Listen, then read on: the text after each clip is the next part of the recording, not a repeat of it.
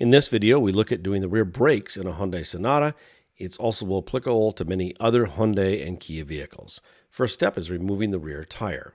Now we're going to replace both the brake pads and the rotor. It is not always necessary to replace the rotor. If it's still above the minimum thickness, you can replace the pads only.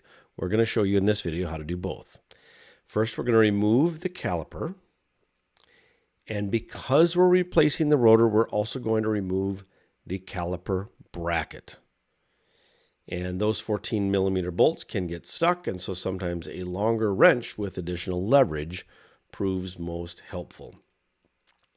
Now, to take off that rotor, there is generally one screw to hold that in place, and an impact screwdriver, as this, is a great way to loosen it up, and then a gentle nudge, you will be able to pull that rotor off.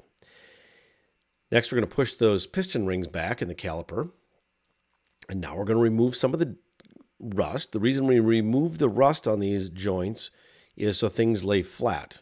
If you don't remove the rust, specifically on the caliper, things can bind up, and you'll find yourself having premature brake wear and right back in the same situation. So properly lubricate these and remove any rust on wear or flat surfaces.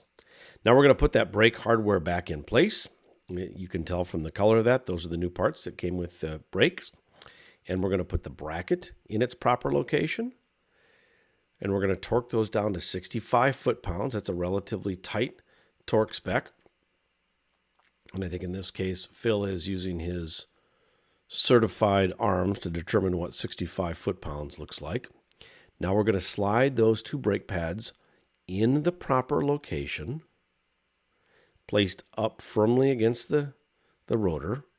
And now we're going to lubricate all the parts where there's a little bit of motion. And then we're going to reinstall that caliper in its proper location and install the pins, the bolt pins. Those bolt pins are going to be tightened down to 20 foot-pounds, 19.5 foot-pounds. Those pins are important because it allows that brake caliper to float, so it's always centered on the rotor. There you have it. Now we're going to put the tires back on, torque it down to 90 foot-pounds in a star pattern, and we are set. Doing the rear brakes is an opportunity to save $300 to $600 depending on the shop. And you're off. Great job to Phil, Tom, and David for the video and the mechanic work.